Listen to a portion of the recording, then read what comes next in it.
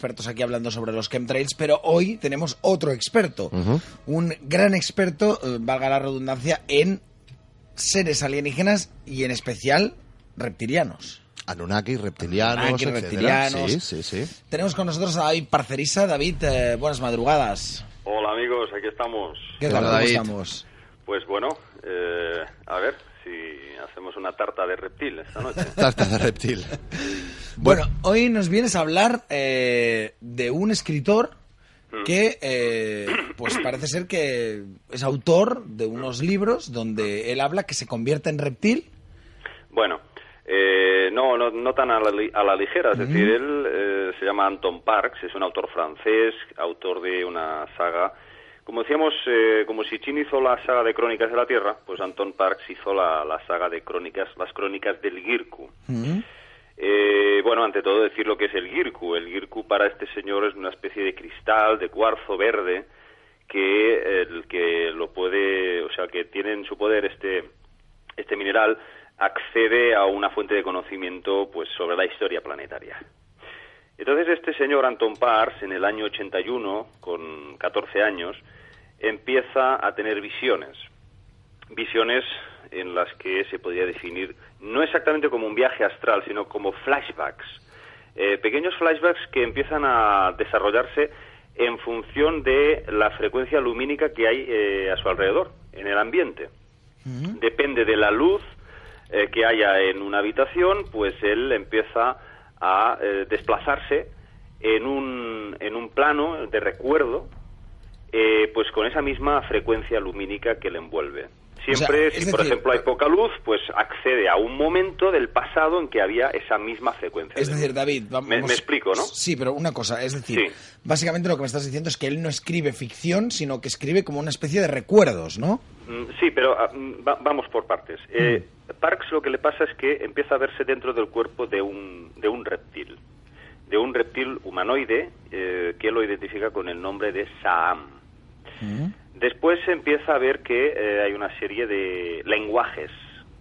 Dentro de estos lenguajes él empieza a hacer anotaciones en una libreta, hasta que se da cuenta que todo eso tiene mucha relación con los sumerios, con la cultura sumeria. Y ahí es cuando durante 10 años este señor empieza a estudiar el sumerio. Y en base a todas estas visiones que él va teniendo durante todo este tiempo, empieza a decodificar todas esas experiencias que las está viviendo él mismo y lo junta con su propia investigación desde un punto de vista mental racional. Y llega a la conclusión de que estos Anunnaki de los que hablaban los textos sumerios son los seres que él puede ver. Es decir, es como que él regresa a una especie de vida anterior, si hablamos de tema de reencarnación, en la que fue un Anunnaki. Sin embargo, Parks es muy escrupuloso en las definiciones, en las etimologías que hay en este particular. Por ejemplo, él no los llama Anunnaki, los llama los Jina Abul.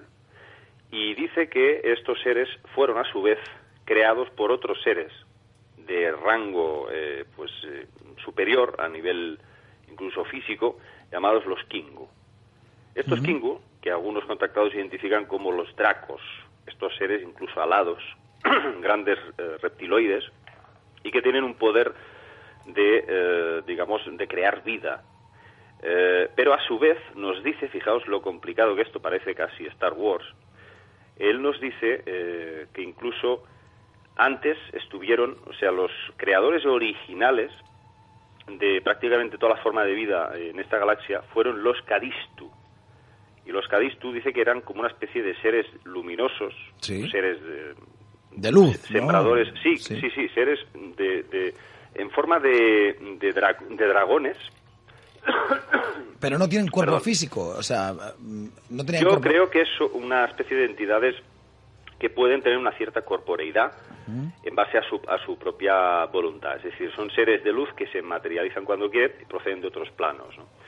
Estos Kadistu parece que son como dragones gigantes y tienen la capacidad de crear vida, son los grandes sembradores de vida. Y su misión consiste en juntar a todas las razas. Entonces ellos, una vez crean la vida, se desentienden del ciclo evolutivo que ha empezado a iniciar esa especie. Por lo tanto, ellos no intervienen si luego hay una serie de problemas entre estas especies, ¿no? Entonces, parece que estos Cadistu, fijaos, aquí viene la gota que colma el vaso. Estos Cadistu crearon hace millones de años a un protohombre llamado el Namlu. Sí. Significa los enormes humanos o los gigantes humanos, algo así. Entonces, estos protohombres son unas criaturas pues que medían unos 4,5 metros de alto. Sí. Tenían la capacidad de la telepatía y eran hermafroditas, o sea, podían autorreproducirse. O sea, que estamos hablando de un ancestro nuestro, pero muchísimo más avanzado. Gigante, además. Sí, claro, 4,5 metros, imagínate, y con una fuerza física pues muy espectacular, superior a nosotros. Claro. Entonces, estos Namlu son también luego utilizados, sus genes, para crear al Homo sapiens, para crearnos a nosotros. Es decir, según Anton Parks, estos Anunnaki decidieron crearnos a nosotros para sustituir a una raza de trabajadores que estaban precisamente trabajando entre los ríos Tigris y Éufrates, que los estaban reconduciendo para, digamos, adecuar, con puntos de recepción de agua y crear ahí esa red de ciudades en Sumeria. Entonces, de ahí vendría el origen del ser humano. Seríamos el fruto de varios genes alienígenas, un banco de genes. Pero entonces, ¿el Namlu es anterior o posterior a los Anunnakis? ¿Cómo? ¿El Namlu es anterior o posterior a los...? Muy anterior. Muy Estaríamos anterior. hablando de millones de años, fijaos. Ajá, correcto. El tema es muy complejo. Parece que estos Kingu, estos draconianos, crearon luego a los Anunnaki. Y los Anunnaki, el que más destacó por su brillante inteligencia fue precisamente este Saam, del que habla Parks, y que identifica con Enki. Eso te iba a decir, ¿dónde está el nexo de unión con Sitchin, no? Efectivamente, además hay muchas cosas que Sitchin parece que también se dejó mucho en el tintero. Él decía que Enki y Enlil eran hermanos, ambos hijos del dios Anu, significa el cielo. Y parece que Parks difiere totalmente y dice que no solo no eran hermanos, sino que Enki creó a Enlil. Es el luego identificado como Dios Yahvé, Dios de la Biblia. Y que sería el malo, realmente, el ser que luego pues se apodera de la tierra a través de la insertación de diferentes religiones como sistema de control de la humanidad. Entonces Enki parece que lo crea y llega un momento en que se da cuenta que este Enlil es tan diabólico que quiere destruirlo, quiere quitarle la vida. Pero por pena le perdona la vida. Es un grave error que comete porque luego se convierte en su más firme enemigo. Y entonces ahí es cuando empieza esta especie de guerra planetaria entre estas dos entidades, Enki y Enlil. Es decir, Dios demonio. Es decir, yo creo que en todas las teorías, que no se puede llamar de otra forma, ¿no?, de este tema, digamos, del origen humano, al final siempre aparece... el yin y el yang, el bueno y el malo. Yin y el yang, el tal. Fíjate que ese primer dragón que tú dices era un dragón de luz, porque posiblemente no todos los dragones o todos los reptilianos son malos. Eso no de los que han estudiado o hemos estudiado esto un poquito, pues ves que, oye, que cuidado, que los dragones por lo visto cumplieron su función y que no todos, digamos, son que hacen las cosas que hemos dicho que hacen, ¿no? Efectivamente, Miguel, hay una especie de radicalidad muy excesiva en esto, Se cree que todos los reptiles son oscuros, que todos son psicópatas, que todos son depredadores, pero parece ser que si tenemos que ser lógicos y racionales y entender que nosotros somos, digamos, el fruto de estas entidades, también tenemos una parte de conocimiento que ha sido cedido por ellos. Por lo tanto, está claro que no todo es oscuro, no todo es negativo. Aquí ha habido una intervención en donde parece que ha habido dos polaridades. Y que sí, quizás siguen estando, llámale como quieras. Siempre las hay, las dos polaridades. De todas maneras, a mí, David, me gustaría saber también, este escritor, entonces, claro, él cuando escribe estos libros ya es consciente de que eso que está viviendo no es parte de su imaginación, sino que parece algo como vivido. Sí, es que, bueno, a mí lo que más me impacta es que casi todas las declaraciones que hace este señor me encajan totalmente con todos los años que yo llevo estudiando el tema Anunnaki. Entonces veo muy coherente, veo una línea de coherencia muy grande.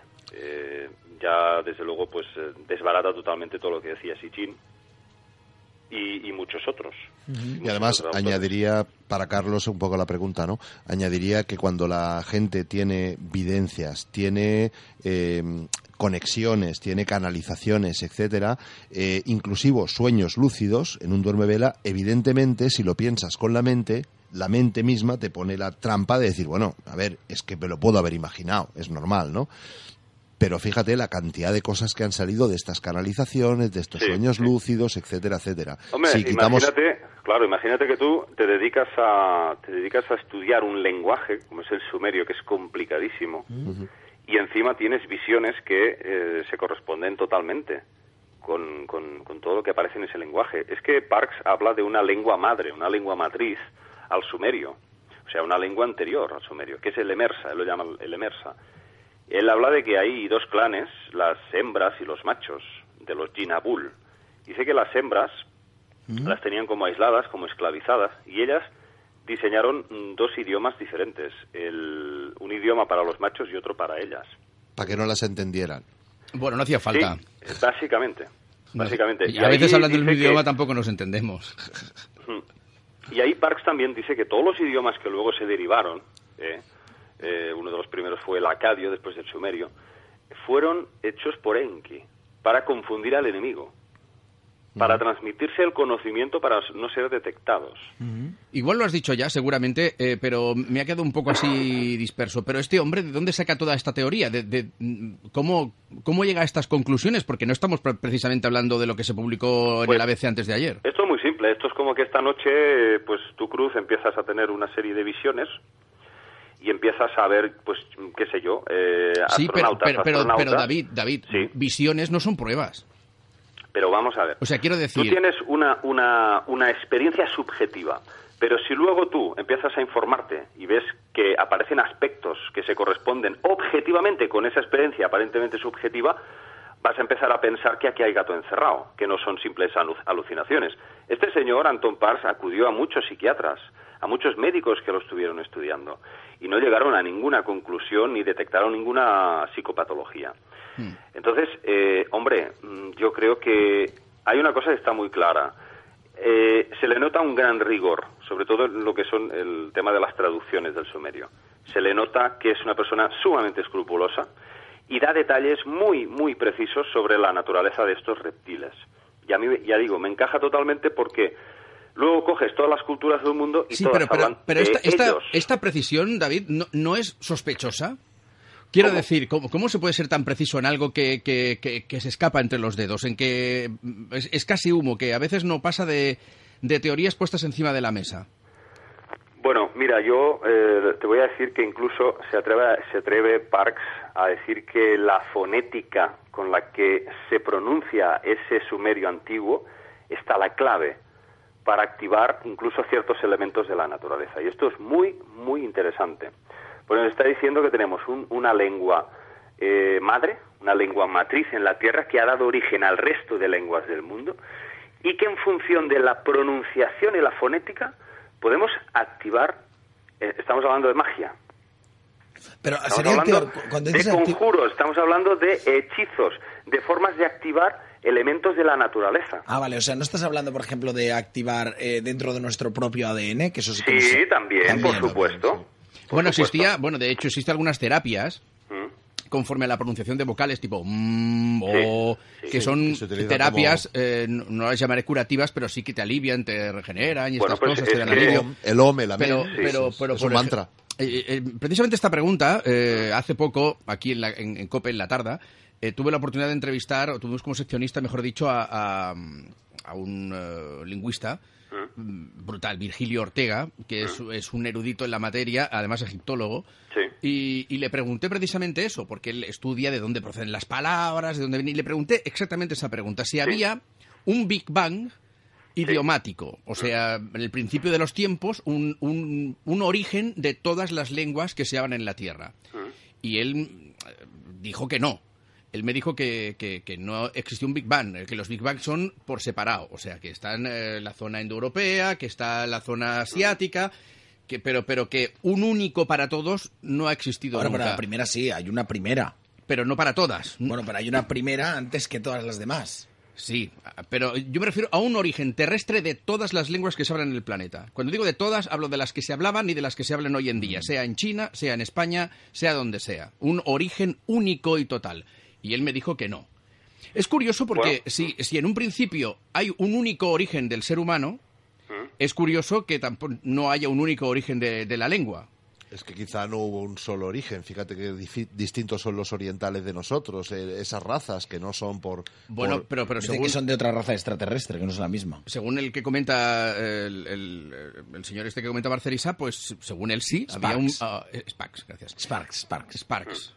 No sé, yo veo muy natural y muy coherente, en contra de lo que mucha gente pueda pensar, pues que una persona llegue a facilitar información porque ha empezado a recordar una parte de su conciencia, ha empezado a recordar sus vidas anteriores. Bueno, yo soy reencarnacionista, me considero totalmente reencarnacionista y pienso que es algo que vendría dado por una serie de, vamos a decir, causalidades del universo. Y yo creo que esta persona realmente está conectada. Claro, pero a mí me gustaría saber cómo Sparks hace ese clic, es decir, porque puede ser que todos seamos que nos hayamos reencarnado. De hecho, hay casos como aquel niño que salió en todos lados, pues porque el chico pues era capaz de describir perfectamente la casa donde había vivido, la isla, todo exactamente, y el niño no había salido en su vida de su pueblo, ¿no? Entonces se lo llevaron allí pensando, los padres ya muy preocupados porque daba datos muy, muy, muy fidedignos, nombres, apellidos, el nombre del perro, todo. Y fueron allí, Fijaos que Parks incluso se atreve a darle un origen a estos seres tan famosos y tan archiconocidos en ufología, que son los grises, los seres que están siempre en 90% de los casos relacionados con las abducciones. Él los llama Miminu y dice que originalmente fueron creados por los Anunnaki en Lyra. Y habla pues de que son una especie de raza encargada de realizar las tareas sucias. Incluso el famoso líder Zulú Credo Mutua ya habla de los grises, los llama Mantindane, que significa los torturadores. Fijaos, de eso hablan los abducidos, es que realmente me torturaron estos seres, ¿no? Ya en África los llamaban los torturadores. Y entonces, pues bueno, básicamente el significado de Miminu es responsables de tareas hostiles. Incluso los dogones, Mali, los llaman hormigas a estos seres. O sea que hay una serie de analogías y que nos da a entender que realmente, y hablábamos de eso hace 20, 25 años, los ufólogos ya, digamos, en todo el mundo ya se decía que estos seres son como clones, son como copias de estos grises. Todos son pequeñitos, 1,20 m, tienen rasgos como insectoides, con esos ojos tan grandes, y parecen como clonados, son como seres, robots biológicos, creados para realizar esas funciones de recaptación de material biológico. Que no para reproducirse porque no tienen pilila. Eso parece. Entonces, claro, este señor... Bueno, igual se reproducen por partición, como las amebas. No. Creo que O como las días de más, les cortas un brazo y sale otro bicho. Yo creo que va por inseminación. Inseminación. No son clones, o sea, tampoco... A mí me sorprende Estamos en un debate ahora.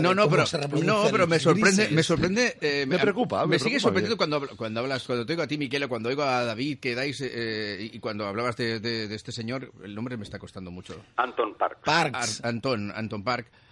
Para los amigos. Joder, de verdad, es igual. El señor. Pues me sorprende la cantidad de datos que dais y esta precisión. Me sigue fascinando. Lo de que no tienen pilila es más que nada bueno, porque hay cuerpos pero cosas que se han visto. No me refería a los genitales, bueno. me refería más bien a todo lo demás, a esta capacidad de recordar de este hombre, a esta capacidad de... Ostras, me deja un poco descolocado. Y me sume más en la duda que me esclarece cosas. Bueno, pero sincero. es que eso depende de la experiencia personal de cada uno. Claro. Si lo vives tú, seguro que si te tiras 10 años de tu vida intentando interpretar y entender el porqué de tus visiones, vas a llegar al mismo nivel de precisión o parecido. Si te dedicas a algo, desde luego le vas a sacar un provecho, le vas a sacar un contenido. Pero claro, tú tienes estas visiones y empiezas a buscar, claro, el primer pensamiento de este hombre supongo diría, bueno, me voy a un, como tú has dicho antes, me voy a un psiquiatra, por supuesto, y los padres con 14 años lo primero que van a hacer es preocuparse seriamente y llevarte al médico. O sea, ¿no? Tengo visiones o tengo tal, pero entonces si empieza a investigar y empieza a contrastar y llega a la conclusión de lo que está siendo es revivir cosas de sus anteriores vidas o de una anterior vida. Bueno, claro, ¿con qué lo contrasta? Se veía dentro del cuerpo de un reptil. ¿Te parece poco? Claro. Estamos hablando de algo que... Y además, fíjate, las precisiones de Parkes se atreven incluso con el tema de la morfología, porque él dice que estos Kingu, de los que he hablado, estos especie de dracos, él distingue 3 tipos diferentes incluso. Habla de los rojos, los blancos y los verdes. Dice que los verdes son el pueblo llano. Los rojos son los guerreros y los blancos son, estos los llama los Kingu Babar, que son la realeza. Y curiosamente aquí en la Tierra, precisamente la raza blanca, como ya hemos hablado varias veces, parece que es como una especie de raza de importación que ha sido como puesta aquí para controlar al resto. De ahí viene todo el tema de la raza aria y todas las teorías, el tema de Hitler, de los nazis que hemos hablado tantas veces, ¿no? Parece como que la raza blanca es un signo de distinción que ya viene de estos Kingu Babar, de estos seres como albinos. También hay que decir que todo esto lo contrastas con lo que dice David Icke, que este tío se ha tirado pues décadas estudiando también todo esto, y dice lo mismo David Icke. Habla de estos reptiles albinos. Uh-huh. Si os leéis cualquier libro suyo, los hijos de Matrix, pues ahí está toda esta información ahí. O sea que es apabullante, ¿no es? Que coincida en tantos detalles. Yo quería decirle a Cruz un poco de que cuando, por ejemplo, mi mujer pues tiene visiones y tiene sueños premonitorios, o sea que no han pasado, ¿no? Bueno, la primera vez que uno escucha esto dice, bueno, ha podido ser pues eso que tú dices, pues yo que sé, fantasía, mitad que me lo he imaginado, 100.000 cosas. Al final, cuando tú tienes la prueba, porque digamos, vas haciendo verificaciones, la primera vez te suena chino y al final terminas pensando que sí es muy posible tener sueños premonitorios. Pero estamos hablando de otra cosa, ¿eh? Bueno, pero tú hablas de sueños premonitorios. Es cierto, hablo de futuro y no de pasado en este caso. Pero y aquí hablábamos de una reencarnación reptiliana. Correcto. Bueno, o sea, no exactamente. O sea, él lo que hace es volver a como... O sea, es como una regresión, ¿eh? Lo que hace... No, Parkes es algo así, ¿no? Sí, pero y hay una cosa... Yo he conocido más personas que me han contado lo mismo. Personas muy próximas, algunas de ellas que hace más de 20 años que son amigos míos. Y se han visto a sí mismos como reptiles. Pero una cosa, tú puedes, Miquel, por ejemplo, comprobar un sueño premonitorio porque si pasa, lo compruebas. Ajá. Que es el caso. Lo compruebas. Y cuando compruebas 1, 2, 3, 4 y ves que sí... ¿Cómo compruebas que tú has sido un reptiliano? O sea, no lo puedes. ¿Esto cómo lo puedes comprobar? Pero a lo que voy es... Es lo que yo me... Bueno, pues aquí iba yo con esta pregunta. Hay muchas formas de contrastar la información. Pero por mucho que investigues, David, ¿a dónde vas? O sea, ¿cómo compruebas...? Esto es lo mismo que un avistamiento ovni que se produce, pues yo que sé, en Venezuela. Te encuentras a 15 personas aisladas en diferentes puntos y todos concuerdan en la misma hora que ha sido ese avistamiento y han descrito ese objeto de la misma forma.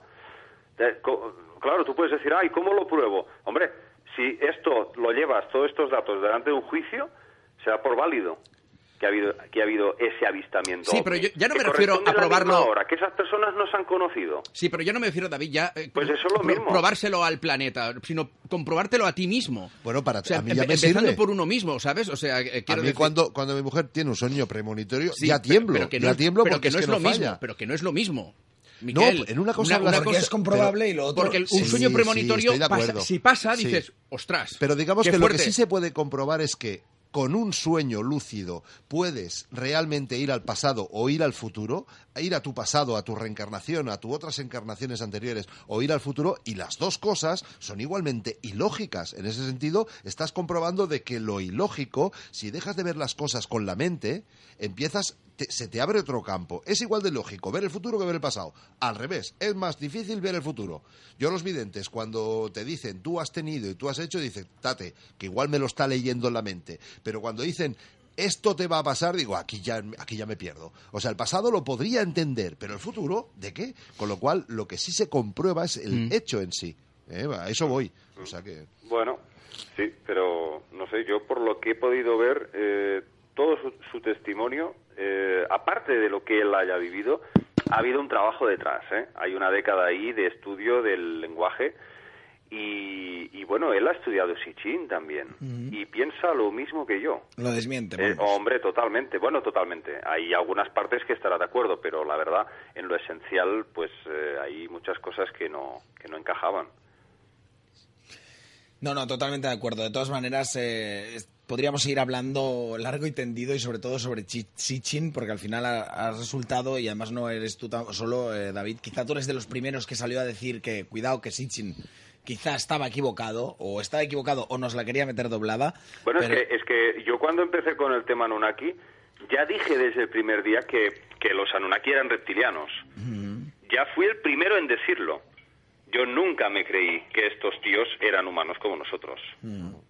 Totalmente de acuerdo. Bueno, pues David Parcerisa, como siempre, no tenemos más tiempo. Muchísimas gracias por haber estado con nosotros compartiendo. Si nos puedes recordar tu página web, David. Sí, davidparcerisa.org.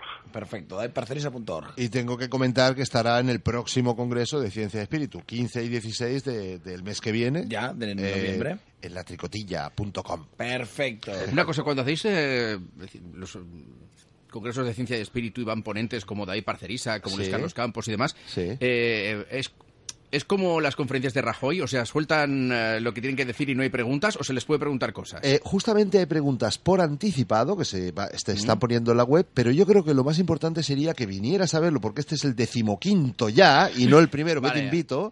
Estoy detectando un reproche. Touché, vale. touché, ¿no? Detecto un reproche, sí. Vale. Sí. Así lo ves. Sí, vale.